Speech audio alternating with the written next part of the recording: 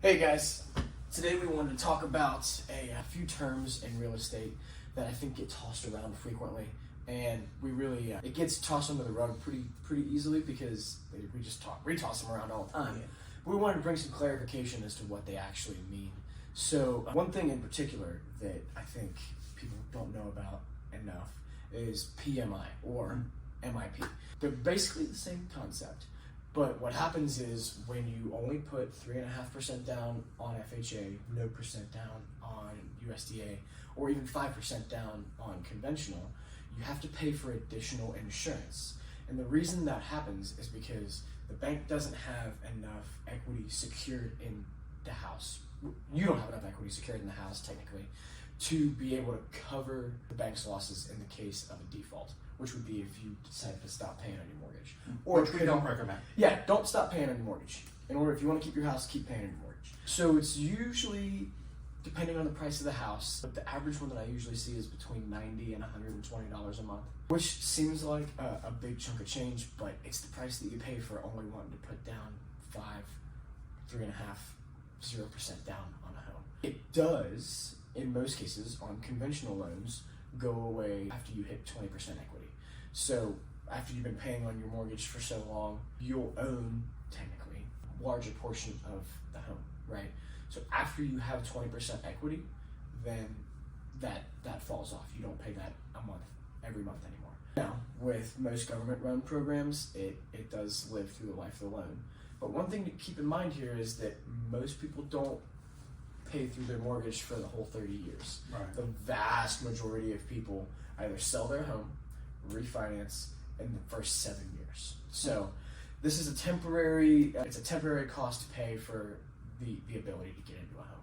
So that's PMI. Yes. The one that you may or may not have heard of before, CMA. So a CMA is a comparative market analysis. And so Zillow does these all the time when they give you the value of your house. The Zestimate. Yeah. Yeah. So it's pretty much just going to be comparing the subject house. So let's say you're interested in house A. It's a ranch style home, 3-bedroom, 2-bath in Finneytown neighborhood in Cincinnati. A CMA is going to look at all the homes that are similar in style. So ranch style homes that are also 3-bedroom, 2-bathroom in Finneytown.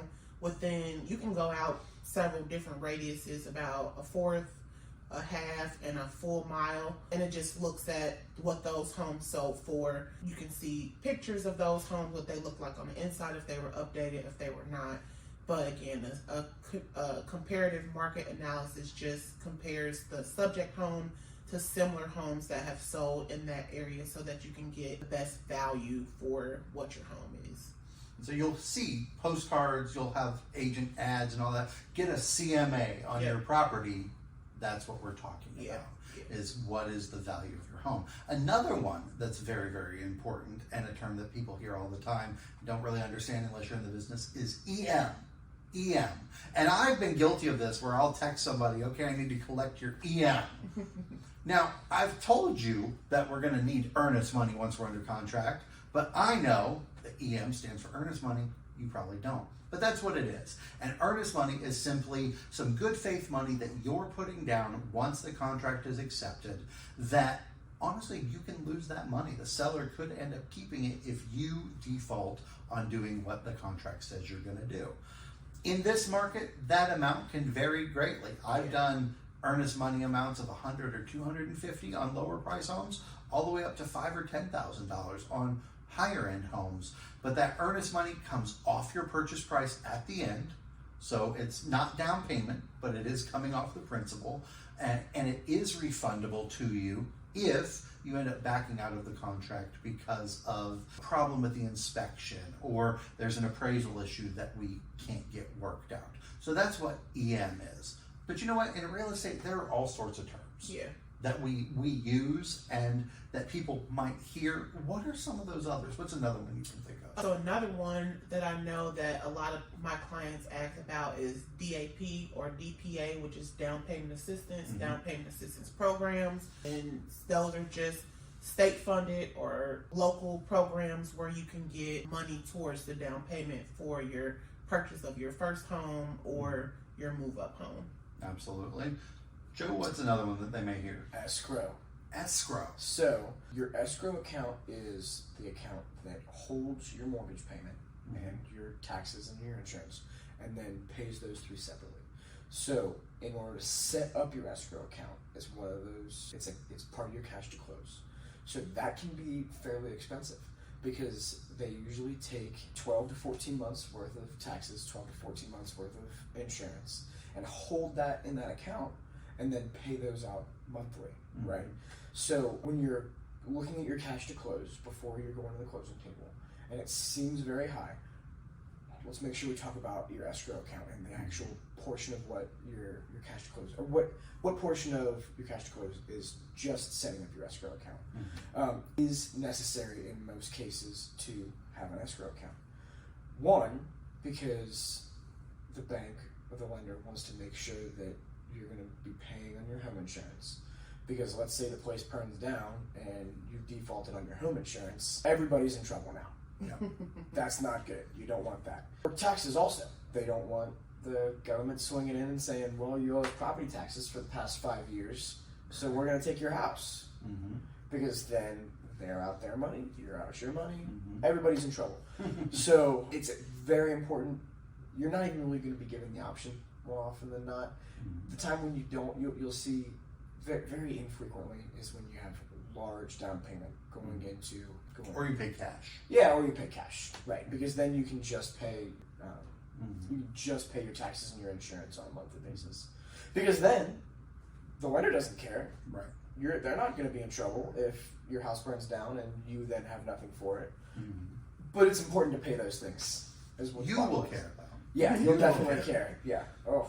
Absolutely. So, real quick story with an escrow. So, I have a listing that I'm actually working on. The buyer bought the property, the flip and rehab, and he sends me, and we did everything through close. He set up his own escrow on it, even though he's not going to keep it. Everything was done through title, the title search, all that, and there were some taxes that were owed that had to be paid because the seller had bought the home for cash, hadn't really taken care of it, and they hadn't paid their taxes. So that's all paid. We're moving on. Here we are now getting ready to list the house. He's finishing stuff up. He sends me a picture, a text message from a letter from the county that says, hey, at the end of this month, we're going to auction your house off. They knew it was him. They knew the title had changed. We're going to auction your house off because of the unpaid taxes. He's like, wait a minute. I paid the taxes. I paid them through the closing. It was all taken care of. Yeah. So I had to go back, do a little digging, and come to find out, in this case, the title company forgot to send the check. So they were paid and set up through the escrow for him, even though he's not going to keep it for long, but they forgot to send the check. So, this is an important aspect for you to understand. Yeah.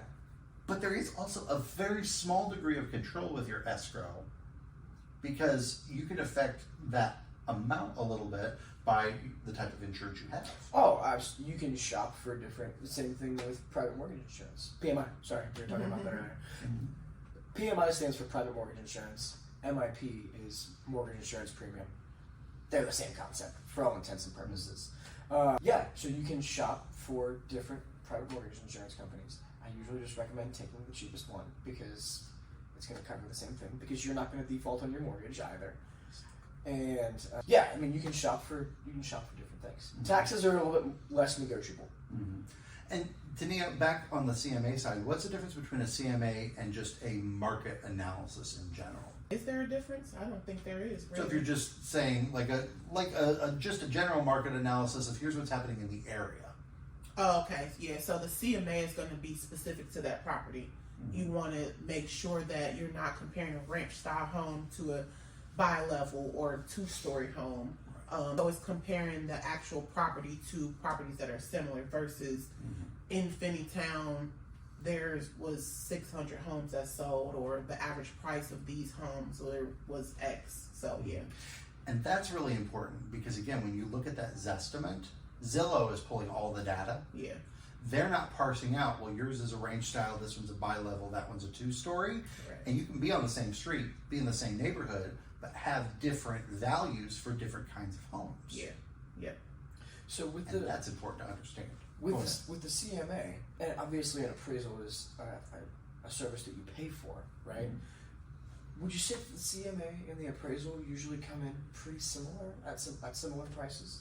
I would say so. If you're doing your CMA properly, sure. Then it should, yeah. So with the CMA, I'm going to give you a range. I'm going to say on the low end, you could get 200. On the high end, you could get 275. So I'm going to let you then choose between what your list price is going to be. Sure. But the appraisal is going to be based on that day. There's an opinion of value on that day that the appraiser went out. That's what the bank is going to go by. They're not going to go by my CMA or the Zestimate. They're going to go by what the appraiser says. Well, and I know they're both based off of the comparable properties within a specific. But there is a difference. When we're doing a CMA, we are able to do that CMA based on things that are on the market currently, that are pending, and that have recently sold. Okay. And we want that to be as close to the current date as possible. Yeah. So on a very special property, on a farm, on a log cabin out in the woods, we may have to go back and look. I don't know if you have a whole lot of log cabins in Cincinnati, but I may have to go back a year to find a comparable property for that. But on a ranch-style home in a neighborhood, in a subdivision, I probably don't have to go more than 3 months to find another one that's sold. So I can't use that property from a year ago. An appraiser, though, and we're not appraisers, but this is how they work. An appraiser can only use properties that have sold. And that's where some people get really frustrated and don't understand. Well, my neighbor's house is on the market for $300,000. Why are you telling me my house is only worth $265,000? Well, their house is on the market for $300,000, but unless one of us is involved in that deal, none of us knows what it's actually selling for. Right. So it might sell for $290. It might sell for $350. It might sell for $180 because the whole thing's full of mold and it's got to be gutted. We don't know until it closes. We can use that data on a CMA because we're projecting value for the future. We're saying, if this is listed for $300 and hopefully it's listed properly, it's priced right, then it's going to sell close to that. But an appraiser is looking at what has sold and basing their opinion of value on that day based on what has sold. They can't use the stuff that's currently on the market and the stuff that's pending. So that's a big difference. So I have a funny story in relation to that, actually. It was a condo complex on the Indiana side.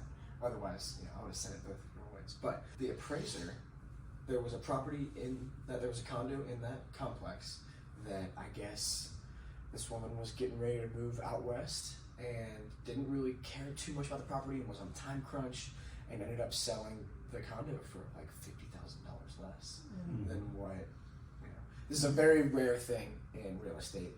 Most things sell for what they're worth, right? But other people, the following 6 months, were trying to sell their condos and kept on getting lower prices than what they wanted to, than what was probably accurate even. Because this woman sold her condo for $150 and it should have been $200. Right. So, and again, Tenia, you talked about that range that we give when we do a CMA. And yes, we're going to say, okay, Mr. Seller, Mrs. Seller, where do you feel most comfortable in that range?